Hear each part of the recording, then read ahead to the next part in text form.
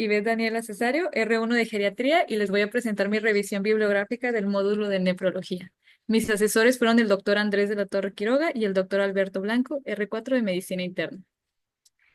Ok, el artículo del que vamos a hablar el día de hoy es el riesgo de sobrecorrección de bolos rápidos intermitentes contra infusión lenta continua en pacientes con hiponatremia usando solución salina hipertónica. Ok, bueno, acerca de la publicación, esta publicación fue publicada, perdón por la redundancia, en la revista JAMA de Internal Medicine con un factor de impacto del 22.3 y una fecha de publicación del 26 de octubre del año 2020. Acerca de la autora, es la doctora Seon-Ha Baek, quien es la nefróloga, actualmente trabajando en el Departamento de Nefrología en el Hospital de la Universidad Nacional de Bundang. Entre sus líneas de investigación se encuentran la lesión renal aguda, hipertensión, hemodiálisis, enfermedad renal crónica, trasplante renal y diálisis peritoneal, con un total de 95 publicaciones al momento. Ok, bueno, para comenzar con la introducción les voy a hablar un poco acerca del síndrome de desmielinización osmótica. Esta es una enfermedad neurológica grave que se causa por la destrucción de mielina posterior a una fluctuación abrupta de la osmolalidad. Esa nos puede causar tanto una afectación pontina central como una extrapontina, o las dos al mismo tiempo. Y la causa primaria de que aparezca es una corrección de hiponatremia crónica, que sea abrupta.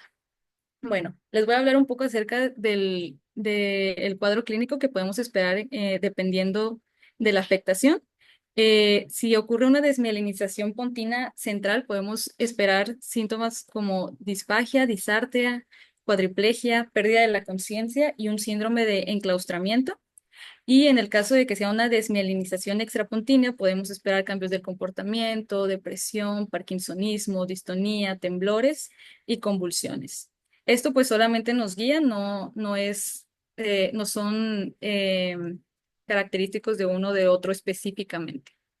Bueno, en cuanto al diagnóstico, el diagnóstico se realiza con una resonancia magnética cerebral.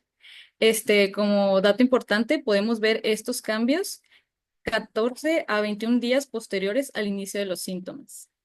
Y en cuanto al abordaje, lo más importante es que tiene que ser un abordaje preventivo, debido a que estos pacientes pues tienen un mal pronóstico, pueden tener afectaciones neuronales de por vida.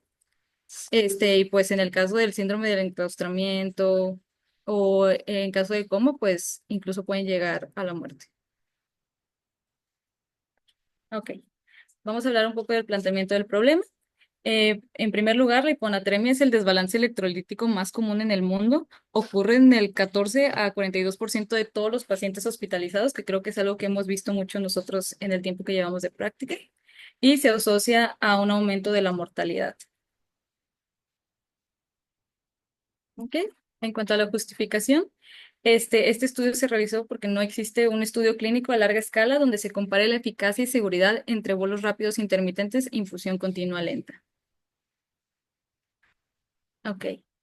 En el diseño del estudio, este es un estudio prospectivo, multicéntrico, con 3 hospitales generales en Corea, open label y aleatorizado. Ok. Los criterios de inclusión para los participantes es que tenían que ser personas mayores de 18 años, con un sodio corregido por glucosa de 125 milimoles por litro o menos, y con síntomas moderados severos a severos. Estos los dividían como los moderados severos, que incluían náuseas, dolor de cabeza, mareo, debilidad y malestar general, y los severos incluían vómito, estupor, convulsiones y coma. También pues es relevante mencionar que pues la población en la que se realizó fue población coreana. Ok, ahora vamos a hablar de los criterios de exclusión. Entre ellos se encontraban la polidipsia, que la definían como una osmolalidad urinaria menor a 100 miliosmoles por kilo, embarazo, lactancia, anuria, hipotensión con una PAM menor a 70, enfermedad hepática descompensada. En se tomaba en cuenta si tenían una elevación de transaminasas mayor a 3 veces del valor normal, ascitis, encefalopatía hepática o varices esofágicas. Diabetes descontrolada con una hemoglobina glicosilada mayor al 9% y un historial de problemas cardíacos en los que se incluían infarto agudo al miocardio, taquicardia ventricular y fibrilación ventricular, trauma cerebral o aumento de la presión intracraneal en los últimos 3 meses. Y finalmente, pseudohiponatremia, que se definía como una osmolalidad sérica mayor a 275 miliosmoles por kilo. Ok, los pacientes fueron seleccionados al azar en cualquiera de los dos grupos, ya fuera infusión continua o bolos rápidos intermitentes, y se estratificaron basándose en la severidad de sus síntomas, como ya dijimos, en síntomas moderados severos y severos. Como dijimos, fue open label. Los pacientes y el personal de salud sabían la intervención recibida. Sin embargo, los analistas, quienes eran externos al estudio, desconocían la intervención realizada. Ok. Dentro del estudio también se agruparon las causas de hiponatremia en 5 grupos. En el primero eran los pacientes que presentaban una disminución de volumen extracelular debido a una excreción renal de sodio. En este grupo principalmente eran pacientes que tenían uso de diuréticos, en específico en este estudio de tiazidas. En el segundo grupo había una disminución de volumen extracelular con pérdida de sodio debido a causas no renales, como podían ser pues causas gastrointestinales de pérdida de sodio. En el tercer grupo eran los pacientes con un aumento de volumen extracelular. Entre estos se encontraban pacientes con cirrosis, con insuficiencia cardíaca, con síndrome nefrótico. En el cuarto grupo teníamos un volumen extracelular normal con una insuficiencia suprarrenal, y en el quinto grupo volumen extracelular normal cumpliendo con criterios de secreción inadecuada de ADH. Ok, en cuanto a los desenlaces que se buscaban, el desenlace principal fue la incidencia de sobrecorrección. Esta se definía como un incremento de sodio mayor a 12 milimoles por litro en las primeras 24 o mayor a 18 milimoles en las 48 horas. Además de esto, se buscaron desenlaces secundarios relacionados con seguridad y eficacia de ambas terapias. Entre estos se incluía la remanencia de síntomas después de 24 a 48 horas, un incremento de 5 milimoles por litro o mayor después del inicio del tratamiento, un tiempo desde el inicio de la terapia hasta que tuviéramos un sodio mayor a 130 milimoles por litro, el tiempo de estancia intrahospitalaria, la incidencia de necesidad de tratamiento adicional, la incidencia del síndrome de desmielinización osmótica y los cambios en la escala de coma de Glasgow que se realizó pretratamiento a las 24 y a las 48 horas posteriores al tratamiento. Ok. En cuanto a las evaluaciones clínicas y laboratorios, como ya lo mencionamos, la escala de coma de Glasgow y la concentración de sodio que fue medida cada 6 horas por 2 días en ambos grupos. Y además de esto, pues también se tuvieron laboratorios al momento del screening que eran de base, y estos se repitieron la mayoría al final del estudio, al final de los 2 días. También todos los fluidos administrados durante las primeras 48 horas fueron monitoreados. Ok, ahora, en cuanto al tratamiento. En cuanto al tratamiento administrado en los pacientes con bolo rápido intermitente, como ya dijimos, se dividía de acuerdo a la sintomatología. Entonces, los pacientes que tenían una sintomatología moderada severa se aplicaban 2 mililitros por kilogramo en 20 minutos de solución salina al 3%, mientras que los pacientes con síntomas severos era la misma cantidad, 2 mililitros por kilogramo, sin embargo, se repetía este bolo. Entonces eran 2 bolos.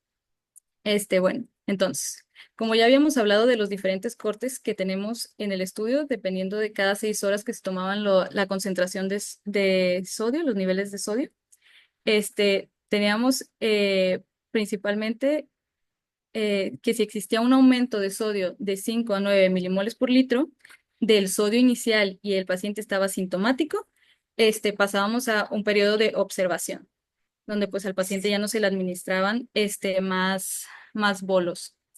En cambio, si el aumento de sodio era menor a 5 milimoles por litro del sodio inicial y continuábamos con persistencia de síntomas, se repetía el bolo a 2 mililitros por kilogramo en 20 minutos. Y por el contrario, si teníamos un aumento de sodio mayor a 10 milimoles por litro del sodio inicial, comenzábamos con un tratamiento atenuante. Ok. En el caso de los bolos rápidos intermitentes, el mismo proceso se repite a las 12, 18 y 24 horas.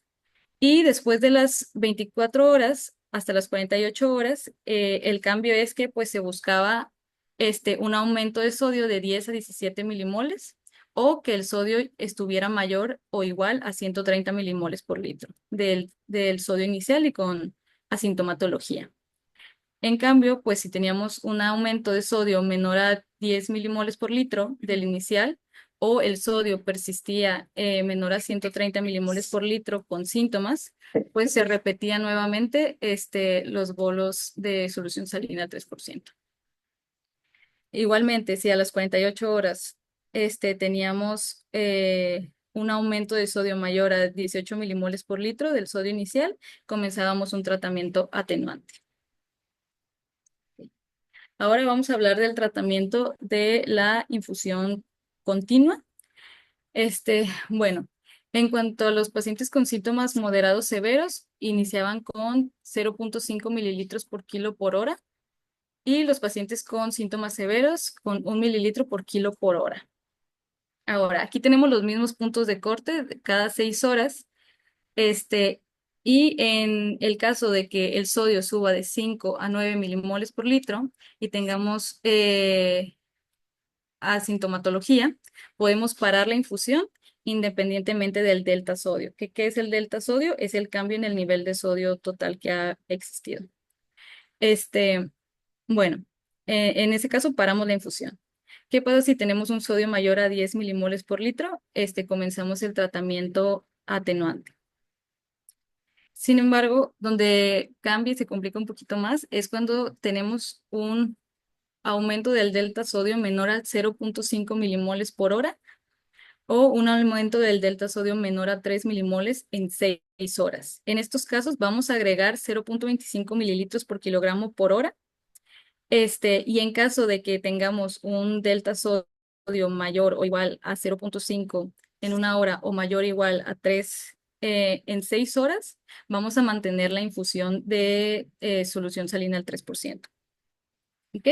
En este caso, es el mismo procedimiento a las 24 horas y otra vez vuelve a cambiar después de las 24 horas hasta las 48 horas, donde si tenemos un aumento de delta sodio menor a 1.5 milimoles en 6 horas, agregamos 0.25 mililitros por kilogramo por hora, o en caso de que hubiéramos parado la infusión, se reinicia. Este, y en cuanto si tuvimos un aumento de 10 a 17 milimoles o ya logramos la concentración de 130 milimoles, paramos la infusión. Y de igual manera, si tenemos un aumento de 18 milimoles del sodio inicial, comenzamos un tratamiento atenuante. Ok, ¿cuáles son los tratamientos atenuantes? Era dextrosa al 5% en una infusión de 10 mililitros por kilogramo de una hora de duración y desmopresina intravenosa dosis única.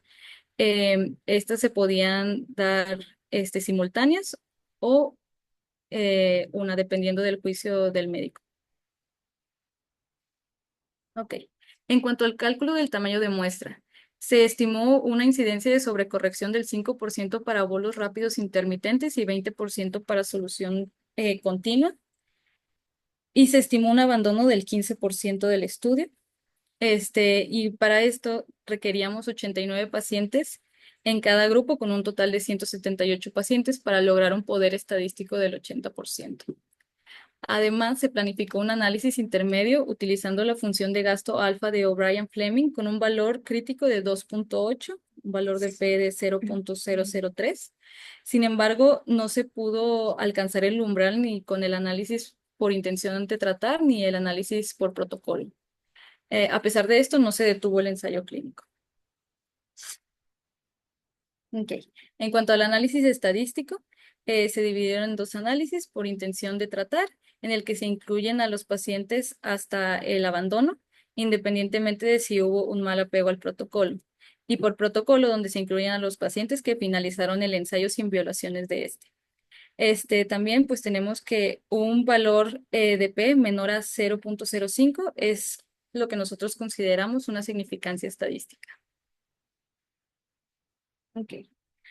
Además, se decidió realizar un análisis post hoc, en el que se agregaron 4 puntos de corrección especificados por periodo de tiempo. En el que se valoraba el sodio de 5 a 9 milimoles a la 1, 6, 24 horas y un sodio de 10 a 17 milimoles o mayor a 130 milimoles de concentración total en 48 horas. Pues fue posterior al ensayo. Ok. Vamos a hablar ahora acerca de los resultados. En cuanto a la población del estudio, se reclutaron del 24 de agosto del 2016 al 21 de agosto del 2019. Se valoraron 313 pacientes y de estos fueron excluidos 135, dándonos un total de 178 pacientes. En el grupo de bolo rápido intermitente 87 y en el grupo de infusión continua 91. Y bueno, aquí podemos ver, o sea, primero se hizo la valoración, se excluían a los pacientes que no cumplían con los criterios primarios y luego se randomizaban en los grupos o aleatorizaban en los grupos. Ya una vez que estuvieron cada uno en sus grupos, se aplicaba la terapia y se daba el follow-up a las 48 horas. Aún después de aplicarse el protocolo, en el grupo de bolos rápido intermitentes hubo 15 pacientes excluidos, 10 de ellos porque ocurrió una violación del protocolo. En 3 casos, debido a errores en la aplicación de la terapia por parte de enfermería, y 7 de ellos debido a que no hubo adherencia al tratamiento por parte del tratante debido a que no tenía familiaridad con este. Además, hubo 3 pacientes donde hubo fallo en el screening. 2 de ellos presentaban transaminasas elevadas a pesar de que nunca habían tenido diagnóstico de enfermedad hepática. Y uno de ellos tuvo un sodio corregido por glucosa con gasometría de 124 milimoles por litro. Y al hacer la química sanguínea salió corregido a 126. Entonces, pues no cumplió con los criterios. Y hubo 2 casos donde hubo efectos adversos médicos. Ahorita vamos a hablar más de eso. Entonces, finalmente tuvimos 72 pacientes que fueron incluidos en el análisis por protocolo. En el caso de los pacientes por infusión continua, tuvimos 18 pacientes excluidos debido a que 4 declinaron a continuar con el estudio y hubo 14 violaciones de protocolo. Uno por un error igual por parte de enfermería al momento de administrar la terapia y 13 debido a no adherencia al tratamiento, igual por poca familiaridad, dándonos un total de 73 para el análisis por protocolo. Okay. En cuanto a las características basales de la población, en promedio teníamos una edad de 73,1 años con una desviación estándar de 12,2. Hombres eran 80 de 178, dándonos un porcentaje de 44,9. Y el sodio basal en ambos grupos fue de 118,2 con una desviación estándar de 5. No hubo diferencia significativa en ninguno de los parámetros entre las dos poblaciones. ¿Ok? Aquí tengo una tablita, la verdad es lo que ya hablamos. Pero también me gustaría remarcar que pues entre las comorbilidades que más se estudiaron en este estudio, pues eran pacientes que tenían hipertensión y diabetes mellitus. Y en cuanto a los síntomas, tuvimos más síntomas moderados que severos. Ok, ahora vamos a hablar de los resultados. En cuanto a nuestro desenlace primario, que si recuerdan era la incidencia de sobrecorrección de sodio. En el grupo de bolos rápidos intermitentes hubo una incidencia del 17.2% y en el grupo de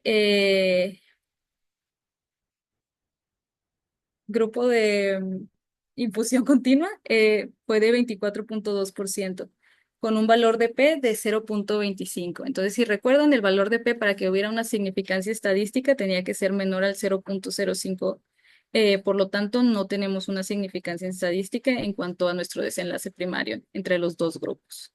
Y ahora, en cuanto a los desenlaces secundarios, se dividieron en cuanto a eficacia y seguridad. En eficacia podemos ver si había remanencia sintomatológica a los 48 horas. En el grupo de bolos rápidos intermitentes fue de 8.8% y en el de infusión continua de 6.5%, con un valor de P de 0.6 sin significancia estadística.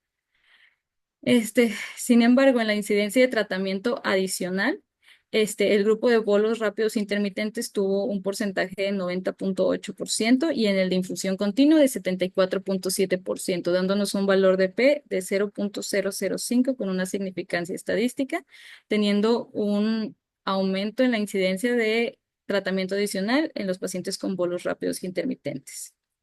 Y en cuanto al número de tratamientos adicionales, en promedio en la población de bolos se dio 3.4 con una desviación estándar de 1.8 y en infusión continua fueron 1.8 con una desviación estándar de 1.7, dándonos un valor de P menor a 0.001 con una significancia estadística. En cuanto a la seguridad, pues el principal valor de importancia para el estudio era una incidencia de el síndrome de desmielinización osmótica. Sin embargo, pues no se contó con incidencia de esto, dándonos 0 en ambos grupos. Y en cuanto a la incidencia de tratamiento atenuante, el grupo de bolos rápidos intermitentes tuvo un 41.4%, mientras que en el grupo de infusión continua fue de 57.1%, con un valor de P de 0.04%, siendo significativo estadísticamente. Ok. En cuanto a los resultados del análisis post-hoc, donde se analizó la eficacia por periodo de tiempo, en cuanto al aumento de 5 a 9 milimoles por litro en la primera hora, vemos que en el grupo de bolos rápidos intermitentes fue del 32.2% y en el de infusión continua de 17.6%, dándonos un valor de P de 0.02. En las 6 horas, esto cambia haciendo bolos rápidos intermitentes de 57.5%, infusión continua de 59.3% con un valor de P de 0.8, no significativo estadísticamente. A las 24 horas, bolos con 89.7%, infusión con 86.8% con un valor de P no significativo.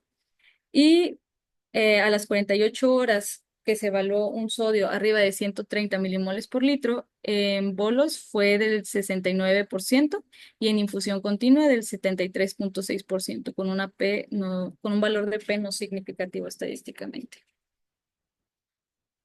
¿Ok? Aquí están las tablas de lo que acabamos de hablar. Ok. Y también aquí vemos el análisis de la sobrecorrección en cuanto a tratamientos cumulativos, tanto en el análisis de intención a tratar como por protocolo, donde podemos observar que pues este fue mayor en el grupo de solución de infusión continua como ya habíamos platicado. Igual al hablar de terapia atenuante, tanto en el análisis de intención a tratar como en el de por protocolo, vemos que hay un aumento en el grupo de infusión continua. Ok. Ahora, en cuanto a las cointervenciones y los efectos adversos. En el grupo de bolos, hubo una mayor cantidad acumulada de solución hipertónica en las primeras 6 horas. Sin embargo, pues no teníamos una diferencia en la cantidad acumulada a las 24 y 48 horas. De los 178 pacientes, Al inicio del estudio se habían realizado 46 pacientes TAC de cráneo y 12 pacientes resonancia cerebral, los cuales no se reportaban cambios. Después de la intervención, 3 pacientes se realizaron TAC y de igual manera los 12 pacientes se volvieron a realizar una resonancia magnética. Sin embargo, no tenemos el periodo de tiempo al cual se realizaron estas resonancias magnéticas. Solo que se realizaron posterior al tratamiento. ¿Ok? Y en cuanto a los efectos adversos, que si bien no se pueden atribuir a esta terapia, en el grupo de bolos rápidos intermitentes hubo un paciente que presentó edema pulmonar y derrame pleural y otro paciente que presentó oliguria. En cuanto a los efectos adversos en infusión continua, hubo un paciente que presentó flebitis.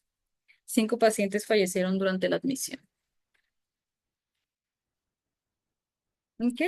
De igual manera, aquí podemos ver la concentración sérica de sodio, tanto en el análisis de intención a tratar como por protocolo. Y pues la diferencia principal significativa que tenemos es a la primera hora, donde podemos ver que los pacientes con bolo rápido intermitente alcanzan más rápido concentraciones de sodio. Esto se puede observar en ambos análisis. Igual en el cambio de niveles de sodio, tanto en intención de tratar como en por protocolo, podemos ver que en la primera hora tiene superioridad los bolos rápidos intermitentes. Ok, vamos a hablar un poco del abandono. El abandono de este estudio, pues su principal factor, como lo pudimos ver, fue la violación del protocolo. Esto se debió a que, pues, principalmente los tratantes no tenían familiaridad con el protocolo. Entonces pudimos observar también que conforme fue avanzando el estudio, fue disminuyendo estas violaciones de protocolo hasta que al final del estudio, pues, ya fueron mínimas. Ok, ahora vamos a hablar un poco de las limitaciones del estudio. En primer lugar, pues tuvimos un abandono mayor al predicho, principalmente por violación al protocolo. El desenlace primario fue de sobrecorrección, ya que no hubo incidencia de este síndrome de desmielinización osmótica. Este, en tercer lugar, no se realizó un ajuste por desenlaces secundarios y post-hoc. Y en cuarto, la secuencia de asignación era conocida por los coordinadores, lo que pudo influenciar el reclutamiento. Y en cuanto a sus conclusiones, pues ambas terapias son efectivas y seguras sin diferencia significativa en riesgo de sobrecorrección. Los bolos rápidos intermitentes tuvieron una menor incidencia en tratamiento atenuante y mayor eficacia en lograr concentraciones deseadas de sodio en la primera hora. Y el grupo de bolos rápidos intermitentes es la terapia sugerida para hiponatremia sintomática. Ok.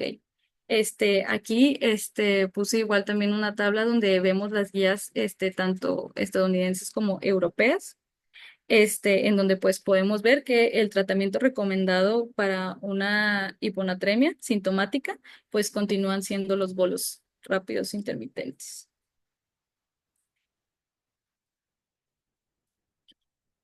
Muchas gracias. ¿Alguna duda?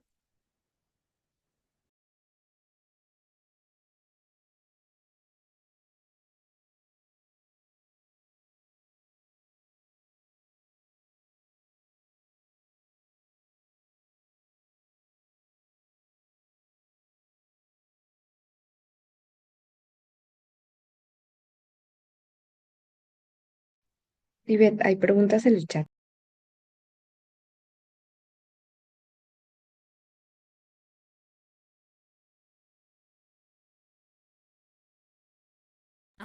Los pacientes que fallecieron, fueron al momento de la admisión, entonces, no estaban, eh, todavía no habían sido asignados.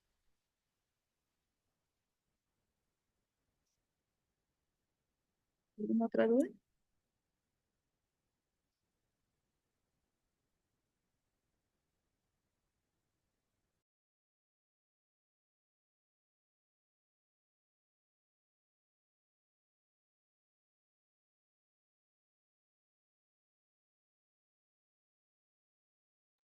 Bueno, si ya no hay más comentarios, podemos concluir la sesión. Muchas gracias.